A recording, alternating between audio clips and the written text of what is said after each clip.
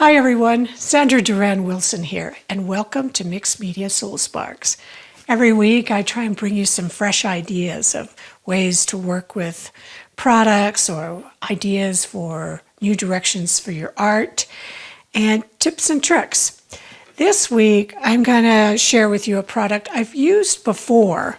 It's called Easy Structure by PowerTex, and I like it because the way that it'll take the paint. It's very similar to a molding paste.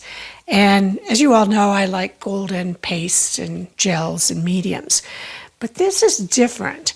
And I'm going to show you some of the ways that it is different and that it can be a little bit easier to use than some of the molding paste. But really, it's about the finished surface. So it's just like a paste. It's white when it's wet, pretty thick, and it's going to stay white when it dries. I'm going to come along here and just start to apply it with a knife. One of the things that I like about it is that I can put it on really thin. It seems to spread nicely. I've done some really cool clouds using this, and I can go really thin and I can go thicker. And I'll show you the differences in how it absorbs the paint.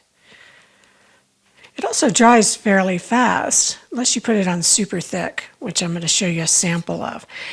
Now on this, it's not going to dry so fast that I can show you the paint on this one, but I've got another one I already did. The other thing that this works really well for is through a stencil. Now, a traditional stencil, it'll work well, but this is just fabric, so let's try it over on this one. I'm going to set this aside.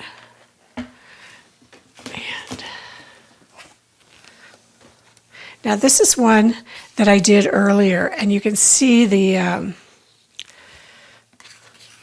let's just clean this off because it does dry fast. I want to make sure I cover up the product so it doesn't dry out.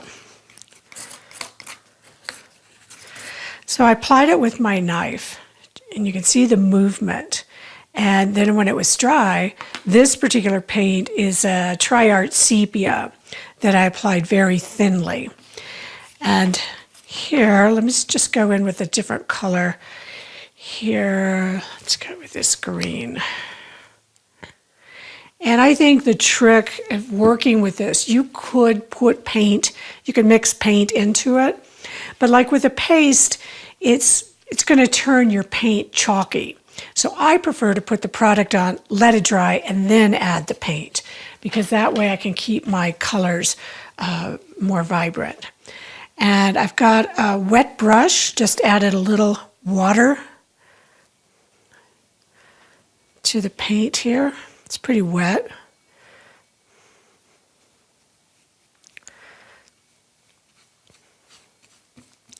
And I could just go in here, put some on, take some off, build up some layers of color. And this is how I like to paint. I like to just add some color, let it dry, and then come back in and add another color on top. And I call that optical color mixing. And here, where this is already dry, you can see the difference of how that can change the value of that brown.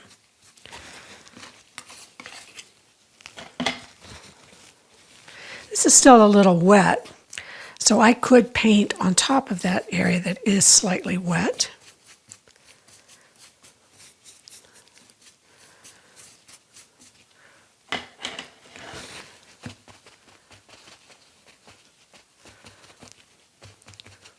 Now on this one, I really kind of flooded the paint and let it sink into the recesses, and then it took it a long time to dry. This is more of a painting technique, and it's going to have a slightly different effect. But I'm going to just let this dry. I'll continue adding layers to it, and I'll show you the finished piece on that. So let's jump over to this other one. And I want to show you something I discovered. So I did add something. I did add this really, really thick, and I was waiting for it to dry, put it in the sun, and I usually say, don't try and dry this because you're going to get a skin. Don't try and force dry it, rather, because you're going to get a skin on top, and then it's going to be wet underneath. And that's what happened here. So I thought, well, let's just play around with it. And so I just started using my finger. It's still a little bit soft, and I was able to make these indentations and to move it, and get these wrinkles like that. Yeah, it's still doing that. Pressing in, the end of the brush, getting indentations. So, you can really mess up and you discover a kind of a new way of accomplishing a texture. So this one is dry enough on the surface. I'll just actually use the same paint just to show you that effect. And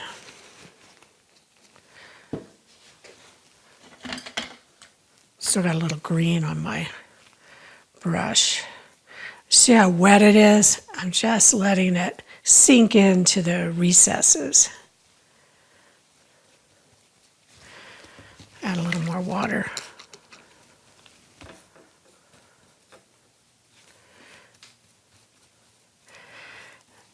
So it takes the paint a little bit differently than modeling paste. It's not quite as porous, but yet it does hold it. It doesn't repel it, so it's just different. Different's good.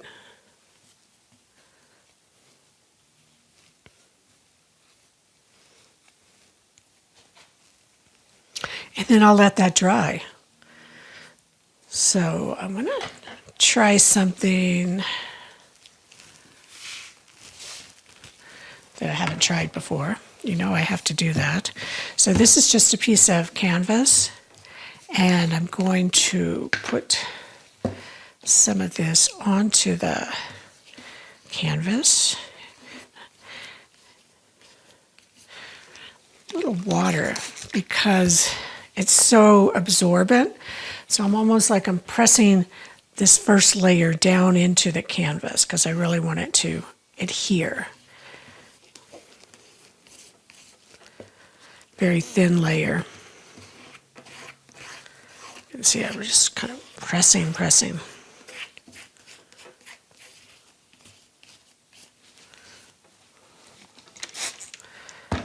Now I'm going to come back with a little thicker layer. But not as thick as what I did on the first one. Because I want to try something here. And this is an embossed paper. And I'm just going to press it into the wet paste to get some of the texture. And I don't want it perfect. I like how it's kind of a hit or miss. Flip it around.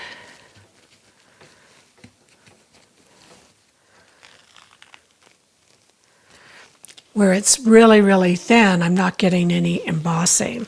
And where it's thicker, I'm getting a bit. So I can come back in and add some more.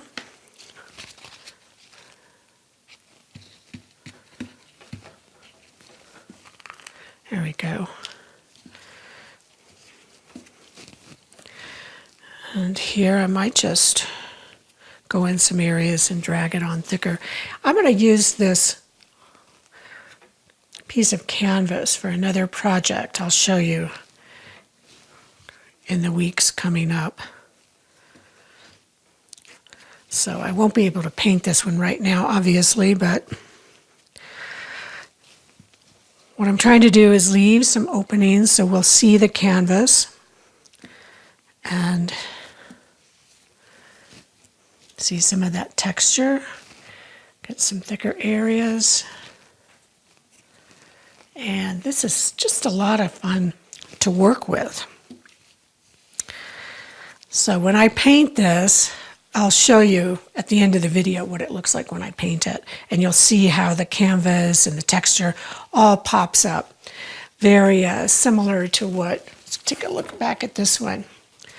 See how it's seeping in, the paint is seeping into those textures I made just by pushing it with my finger. You'll get a similar effect by the embossing paper pressed into there. So I could let that dry, layer another color like I just did with the green, and continue to build this. Come back in on top of, even here, I can come back in with more on top of this, and then add a different color on top. And it just really grabs and holds the paste, previous paste. I like that. So we'll see what that one looks like too when I get done. I'll put all of the links for the products, what I'm using, and make sure you post some of your work in the Creative Awakening Facebook page, and sign up for my newsletter to see what's going on, what's new. Well, thanks for joining me this week, and I hope you have fun and experiment and explore and see what rules you can break. So until next time, have fun creating.